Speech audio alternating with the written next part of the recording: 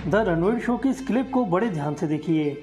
यहाँ एक व्यक्ति है जो अपना इंटरव्यू दे रहा है। तभी वह किसी बात पर अपने हाथों में से रुद्राक्ष को प्रकट कर देता है, जिसे देख शो के होस्ट रणवीर भी पूरी तरह से चौंक जाते हैं। अब यही व्यक्ति अपने एक पुराने इंटरव्यू में अपने हाथों से भभूत निकालने लगता है। अब ऐसे में आपके मन में कई सवाल उठ रहे होंगे, जैसे कि यह व्यक्ति कौन है, जो ये चमत्कार दिखा रहा है वो रियल है या फेक है, और इंटरव्यू के बीच में अचानक से इन चमत्कारों को दिखाने के पीछे इस व्यक्ति की क्या मंशा है। तो हम आपको बता दें कि यह भारत सरकार द्वारा पद्म भूषण से सम्मानित महाअवतार बाबा जी के शिष्य श्री महेश्वर नाथ जी के शिष्य 3 वर्षों तक हिमालय में कठिन तपस्या करने वाले हिमालयन योगी, जिन्हें आज सब श्री एम नाम से जानते हैं। पूरा नाम है श्री मधुकर नाथ, जो पहले कभी मुमताज अली खान हुआ करता था।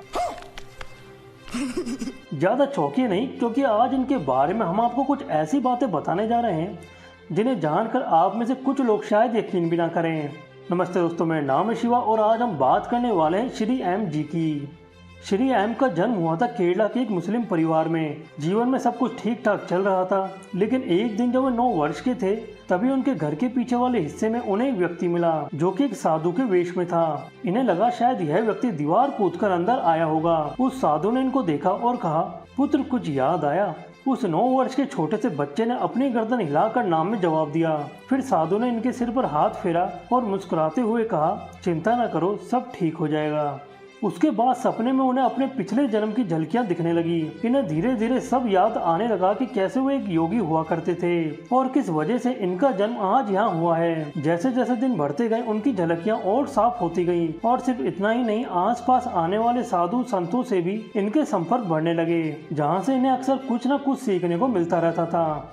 जब ये 19 वर्ष के हुए तो उन्हें समझ आ गया कि ये वो जगह नहीं है जहाँ उन्हें होना चाहिए। दूरदर्शन को दिए अपने एक इंटरव्यू में वे कहते हैं, और हिंदू धर्म में मुझे इसलिए इतना शौक़ पैदा हुआ क्योंकि बचपन से मैं ये देख रहा था कि कोई नहीं कह रहा कि इस पे विश्वास करो, हम कह रहे हैं इस पे विश्वास करो। ऐसा नहीं है, कहते हैं कि सोचो, विचार करो, तो फिर अपने आप सत्य पर आप पहुंच जाएंगे।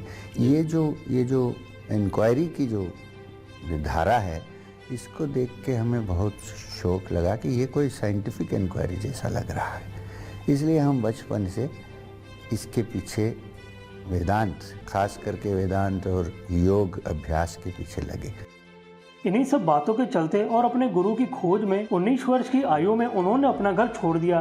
उसके बाद 3 वर्षों तक हिमालय में कठिन तपस्या की। अपने गुरु से मुलाकात की जो बचपन में इन्हें मिले थे और महाअवतार बाबा जी के शिष्य थे, जिनका नाम था श्री महेश्वर नाथ जी। श्री एम जी बताते हैं, अपनी अध्यात्म की जर्नी में वे कई योगी और संतों से मिले, जैसे नीम करोली बाबा, जय कृष्ण मूर्ति इत्यादि। साथ ही कई मठों में भी रहे।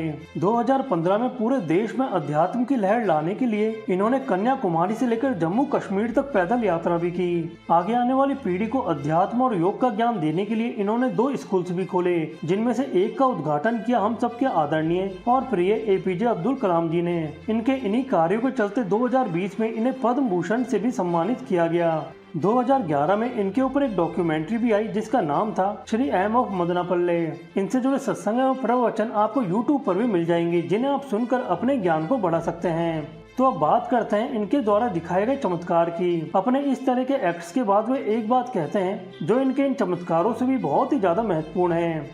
श्री एम कहते हैं, अगर आप योग या आध्यात्म के रास्ते पर हैं तो आपको किसी भी व्यक्ति के द्वारा दिखाए गए इस तरह के चमत्कारों पर ना तो आपको ध्यान देना चाहिए, ना ही इसमें उलझना चाहिए। इस तरह के चमत्कार कोई बड़ी बात नहीं है। थोड़ी बहुत सिद्धि होने के बाद यह सब किया जा सकता है, लेकिन योग इससे भी हायर गोल के लिए है और आपका पूरा ध्यान सिर्फ वही होना चाहिए। दोस्तों, बात सही भी है, क्योंकि आज समय ऐसा है, अगर कोई थोड़े बहुत चमत्कार दिखाता है तो लोग उसे भगवान समझने लगते हैं, जबकि वास्तविकता में इन सिद्धियों या इन चमत्कारों का व्यक्ति के चरित्र से कोई लेना देना नहीं होता। हो सकता है जिसे आप भगवान समझते हो वो बाद में राक्षस निकले, क्योंकि चमत्कारी शक्तियां रावण और उसके भाइयों के पास भी थी। फर्क बस इतना था कि उस समय लोग समझते थे कि किसे भगवान मानना है और किसे नहीं। धन्यवाद। स्वस्थ रहें, खुश रहें। जय श्री कृष्णा।